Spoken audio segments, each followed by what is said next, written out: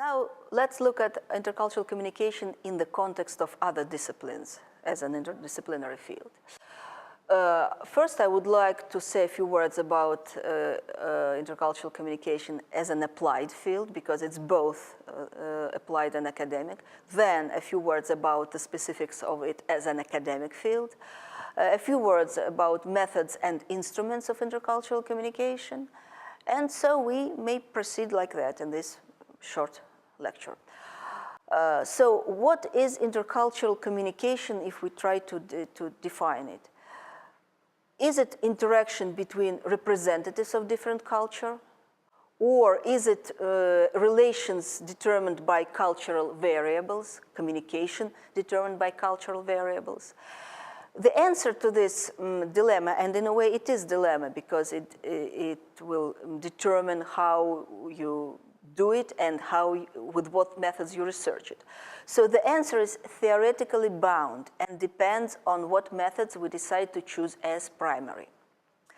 So now let's try to get some more details about applications and academic aspect of the discipline.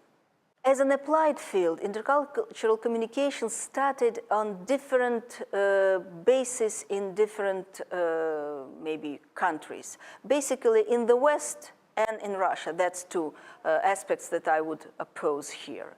In the West, mostly in the United States, because that's where the discipline emerged, as I already mentioned, in the 50s and was developing through 70s. It first, as an applied field, was mostly prompted by the importance of culture for doing business. When business became international, American business people met with Japanese business people and found out that they do things very differently.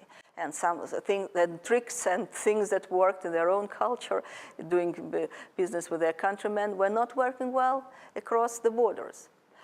So the issue of cultural sensitivity, understanding of where you may find these stumps of stumble points or issues where you can see the problems when you actually encounter the problems. The issue of cultural sensitivity became central to these applications of intercultural communication. And the second step, developing cultural sensitivity, was pointed at developing cultural skills, the ability to overcome these stumble points. In Russia, teaching and learning foreign languages were in the heart or at the beginning of intercultural communication. Suddenly, it became clear that you cannot just teach words and grammar, that these tricks don't work if you really need language for communication, not just for translation and reading texts. Of course, it was related to the opening of new Russia and post-Soviet countries to the West, to the rest of the world. People started to travel, people started to actually communicate and also do business. And it turned out that, knowing foreign language is not just an ability to translate using a dictionary, a technical paper, or writing a letter. It's about understanding, it's about interacting with achieving certain goals where you need not only to know words and phrases, but you need to understand those cultural issues that are behind actually every communicative event in which people in which people participate. So that was the basis for promoting, for developing, and very fast and rapid development of intercultural communication in Russia. Eventually, we came to, now we are kind of already not speaking about national apartments, but speaking about intercultural communication as a generally as a discipline that goes across the borders, of course. We talk about practical interculturalism, which characterizes intercultural communication in its application to various activities. Practical interculturalism of teachers and instructors, of professors, of business people, of politicians, of health practitioners, because our world is global and we interact and we deal with culture and cultural aspects of communication every day. So in a way, intercultural competence that even 10 or 15 years ago was something special that people thought whether they need it or not, and they got training for that. Now intercultural competence became part of strategic development of any organization, of any company.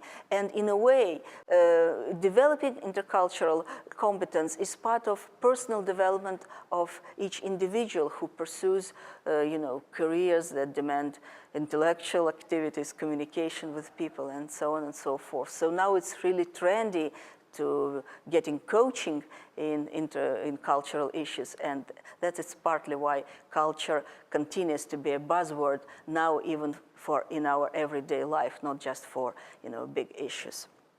As for academic field, we can look at intercultural communication as a certain focal point or the crossroads of cultural anthropology and communication studies.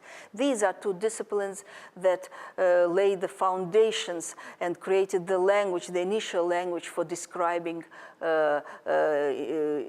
specific process of intercultural communication in academic terms for academic purposes, for teaching, for research. Intercultural communication is a social science, part of social science, and as such, it is much influenced by the general trends that take place in society and in politics. So we can see in various theories, and I already mentioned it, speaking about the history of intercultural communication, we can see the influence of general trends, of political aspects of process in the society that put certain stamp on the research, on the academic aspects of it. But still, it's not just a social science. In a way, it is a program of human behavior, and program of human behavior studies deals with human mind, human soul, and human actions. And it also is reflected in the methods and instruments that intercultural communication uses, and its practitioners, its followers, its researchers use in their research. So what methods and instruments of intercultural communication research we need to mention just to have it as, as certain concepts that we can use, that we understand the instruments that we can use here. First, sociological methods. Typical methods that sociology uses studying attitudes and behavior, because that's what about sociology is, at least in that part that is important for intercultural communication studies. It will be surveys, questionnaires, sociodemographics. They cover attitudes and their influence on behavior of people. Psychological methods. Psychological methods would study perceptions, how culture influences our perceptions. They will study values, which is the central aspect of any culture and any cultural studies. They will study motives. And they do this with experiments. Experimental psychology, very well developed, very well equipped, can tell us a lot about perceptions, values, and motives. And now, linguistic methods. Linguistic methods are used to be able to cover to raise such issues as construction and interpretation of meaning, which are actually central for any communicative event, for any interaction through language and communication, through symbolic systems.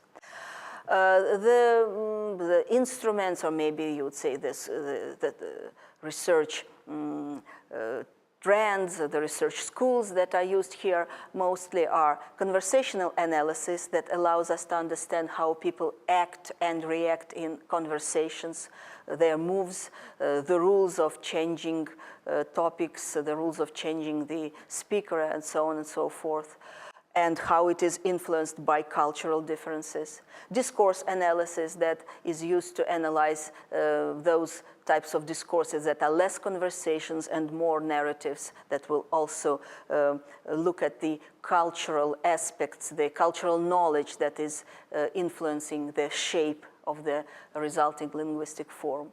And then semantic and pragmatic analysis that is about the meanings, about how we make sense of what is being said and what is not being said. And now interdisciplinary aspect of intercultural communication, to add a few words about it. Yes, intercultural communication is culture plus communication, so to say. What does it get from both sides of this field, or both sides of what make it as a discipline. Communication in itself is an activity and a discipline that covers a lot of specific types of knowledge in it, a specific type of approaches. So communication combines linguistic, psychological, philosophical, rhetorical, and many other approaches and research perspectives, research programs. Culture, on the other side, also combines history, geography, politics, economy, art, etc., whatever, of a given group of people. We are here to study, to understand Russians, to participate in intercultural communication with the Russians. So we are interested in Russian history, geography, politics, economy, art, everything else. Of course, I'm not a specialist in all these disciplines. We will not cover them all. But what I want to stress here is that in a way, culture picks a little bit from everything. And this everything and this little bit are all reflected in how we may analyze intercultural communication and its results. And again, pluses and minuses of interdisciplinarity. It is interdisciplinary, it is between culture and between communication, it is built on various other disciplines, it allows for a broader view, but it creates a risk of dilettantism and shallow understanding. So we must be very careful when we make conclusions, when we try to speculate on certain things, when we use various types of data. The variety of this data creates a very interesting input, but it also creates some risks for the academic output, or even not academic, but personal conclusions that we make out of this data.